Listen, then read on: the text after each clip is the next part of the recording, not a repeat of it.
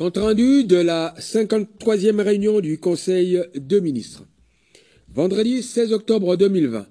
C'est en ce jour que s'est tenue la 53e réunion du Conseil des ministres par visioconférence sous la présidence de Son Excellence M. Félix-Antoine Tshisekedi Tshilombo, président de la République, chef de l'État. L'ordre du jour est relatif comportait les points suivants.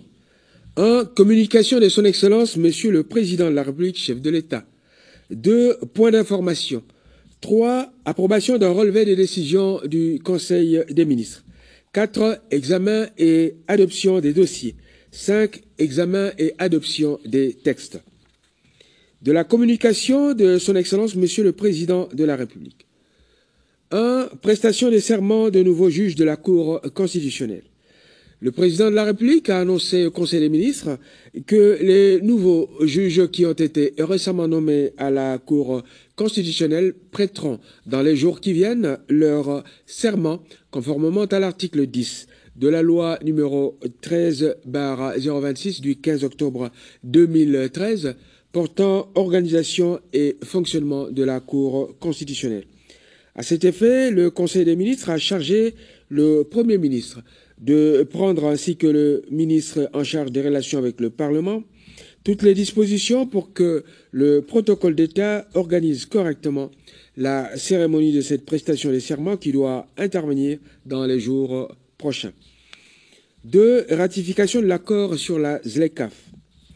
Le chef de l'État a relevé à l'attention du Conseil des ministres que depuis la signature de l'accord portant création de la ZLECAf, à savoir zone de libre-échange continentale africaine, dont l'importance pour le développement et l'intégration régionale n'est plus à démontrer, notre pays n'a toujours pas ratifié le dit accord.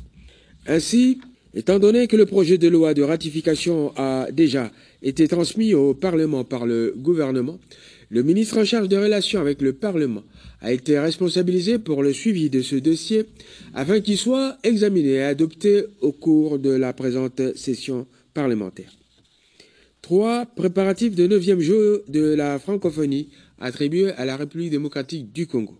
Dans la perspective de l'organisation des 9e Jeux de la francophonie en 2022 par la République démocratique du Congo, il est ressorti à l'issue de la réunion que le président de la République a présidé le jeudi 15 octobre 2020 et à laquelle ont pris part le Premier ministre et les ministres sectoriels impliqués, la nécessité d'accélérer les préparatifs d'organisation des 10 Jeux, et ce, pour permettre à notre pays d'être en règle par rapport aux engagements pris pour abriter ces Jeux. À cet effet, le ministre des Finances a été chargé d'ordonnancer les dépenses relatives pour permettre au Comité national de ces Jeux d'entrer en possession de ses moyens d'action.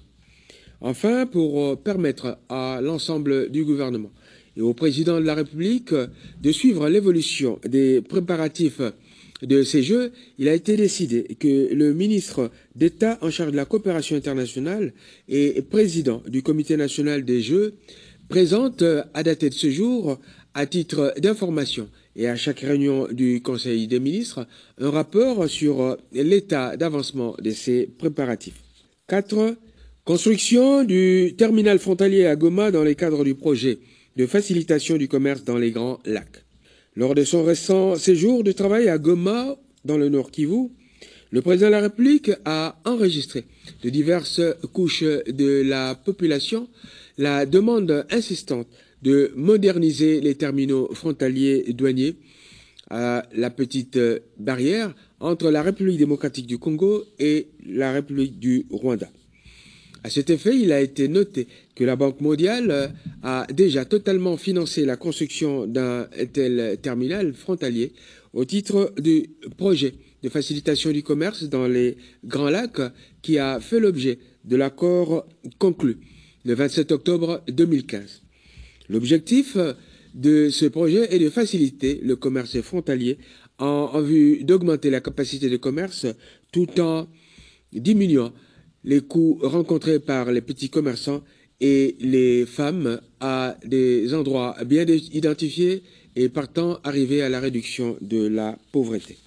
Dans ce cadre, le Rwanda, qui a déjà bénéficié de ce financement, a construit un poste frontalier moderne, tandis que du côté congolais, les travaux seraient suspendus au paiement des indemnisations des populations riveraines pour expropriation de leurs propriétés concernées par les travaux, et cela à hauteur d'un budget estimé à 7,4 millions de dollars américains. Pour ce faire, le chef de l'État a chargé le Premier ministre de réunir sans délai tous les ministres membres du comité de pilotage pour lancer le processus de la dite indemnisation en vue de permettre le début des travaux de modernisation de ce poste frontalier avant la fin de cette année. 5. Accompagnement financier de l'ANSER et de l'ARE. À ce sujet, le chef de l'État a fait le constat selon lequel, plusieurs semaines après la nomination des membres du conseil d'administration et de la direction générale des établissements publics ANSER et ARE, leurs structures ont du mal à commencer leur travail, faute des moyens financiers suffisants mis à leur disposition. La situation de la Covid-19 est venue, bien entendu, compliquer davantage la mobilisation des moyens pour faire face à ce dossier. C'est pourquoi, tout en respectant strictement les mesures prises à ce jour pour renforcer notre réponse à la Covid-19, le président de la République a chargé le Premier ministre, le vice-premier ministre en charge du budget et le ministre des Finances de trouver les ressources financières à allouer à ces deux établissements qui doivent être opérationnels et jouer leur rôle pour remettre de l'ordre dans le domaine de leur activité. 6. Accompagnement du chef de l'État dans la mutation vers l'économie numérique. Considérant l'intérêt que revêt la mutation du pays vers une économie numérique, le président de la République a informé les membres du Conseil des ministres de sa volonté de se doter dans les prochains jours d'une structure appropriée dénommée Coordination présidentielle du digital qui, en collaboration avec le gouvernement et les autres institutions de la République, va préparer et définir la stratégie du président de la République en matière de gestion de l'information et de développement du marché du numérique et d'en identifier les axes prioritaires. Point d'information. Vice-premier ministre, ministre de l'Intérieur, Sécurité et Affaires coutumières. 1. État et administration du territoire. Le vice-premier ministre, ministre de l'Intérieur, a donné les indications suivantes en rapport avec les activités de son secteur. Premièrement, l'état d'esprit de la population. Il est dominé par divers commentaires et réactions, notamment autour des sujets suivants. 1. Point de presse du chef de l'État à Goma le 8 octobre 2020 à l'occasion de sa visite de travail. 2. L'effectivité de la rentrée scolaire édition 2020-2021. Situation sécuritaire. Les actions visant le rétablissement de la paix dans la partie nord-est de la République, aussi bien au plan civil que militaire, se poursuivent. C'est ainsi que dans l'Ituri, le gouverneur de province a lancé le projet dénommé Ensemble pour la sécurité et la paix à Djougou, financé par le STAREC, et à exécuter par des ONG pour une durée de 2 ans. Situation au plan politico-administratif. La conférence de Kananga, dans la province de Kasaï centrale, portant sur la paix et la réconciliation entre les communautés Lulua du Kasaï central et Kuba du Kasaï, s'est déroulée du 9 au 11 octobre 2020.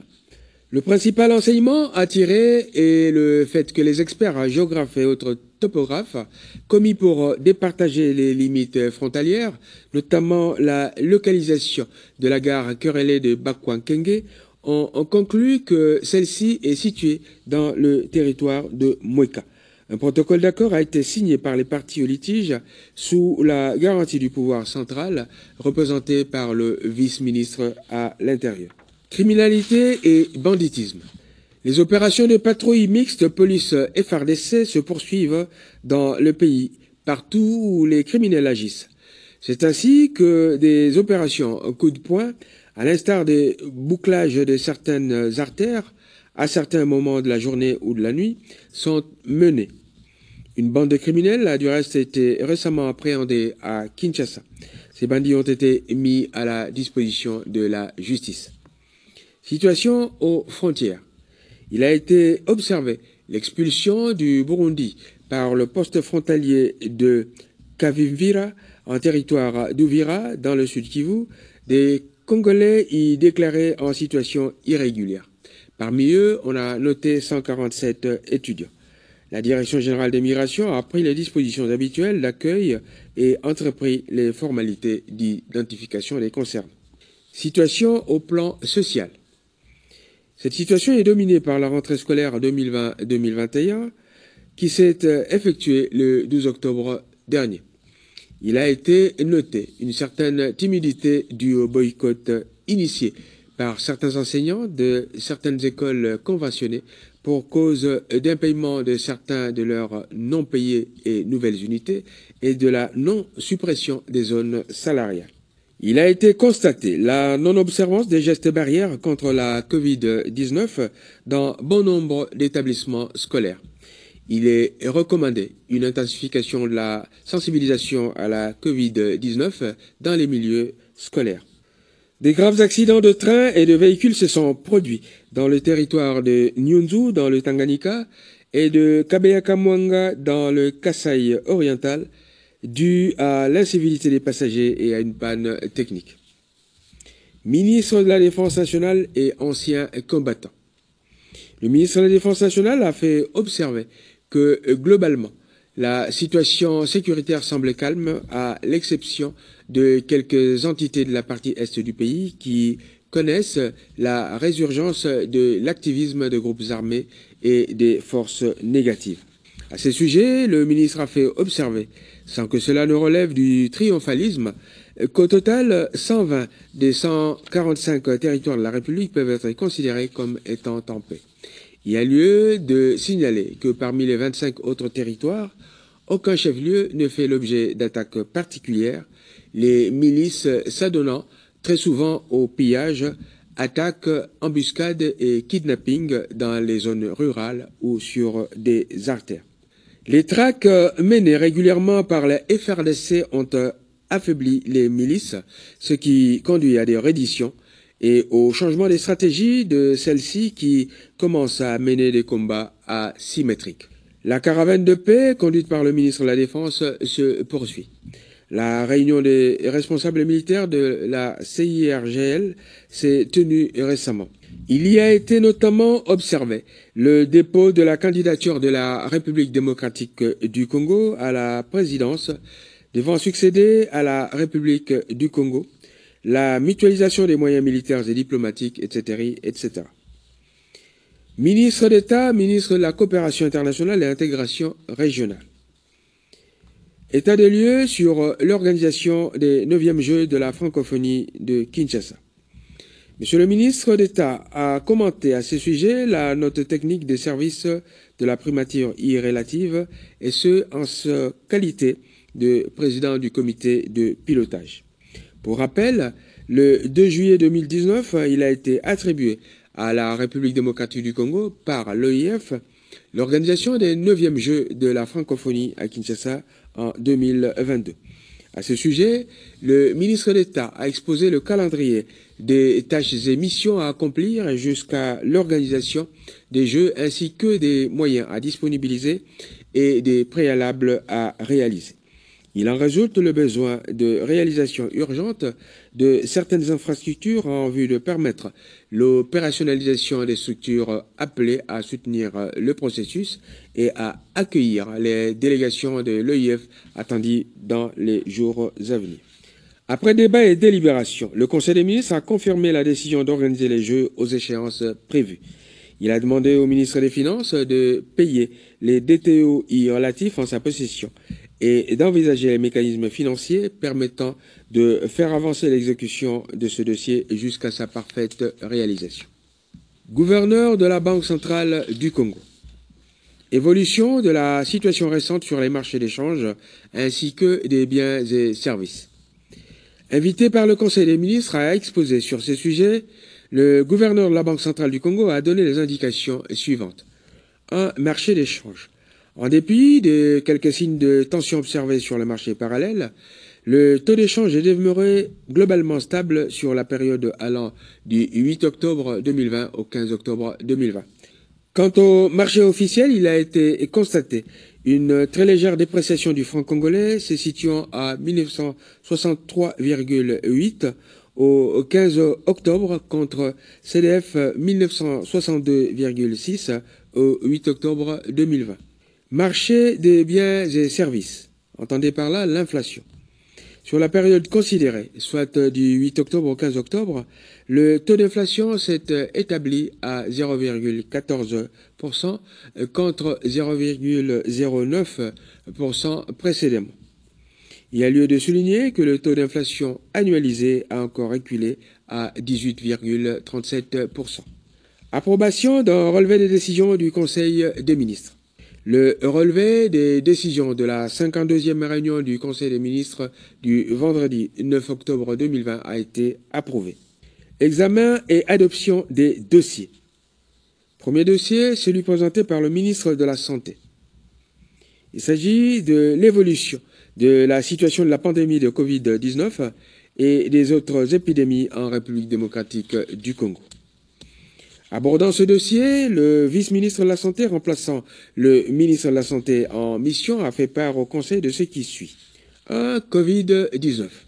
Mise à jour de la situation épidémiologique au 14 octobre 2020. Nombre de contaminés, 10 867. Nombre de décès, 276. Nombre de guéris, 10 326. Point saillant. Le nombre de contaminés semble légèrement baisser à Kinshasa et dans le nord Kivu. La grève des prestataires de la riposte est à son 63e jour. Cela plombe les activités sur le terrain. Le gouvernement vient de prendre les mesures permettant de débloquer cette situation. Maladie à virus Ebola à Mbandaka. Situation au 8 octobre. Nombre de cas, 128. Nombre de décès, 53. Nombre de guéris, 69. Fait saillant. Les activités de surveillance en vue de retrouver les personnes ayant été en contact avec des cas contaminés se poursuivent dans la zone de santé de Makanza. L'Organisation mondiale de la santé a commencé une série de séances d'information et de formation à l'intention des équipes cadres.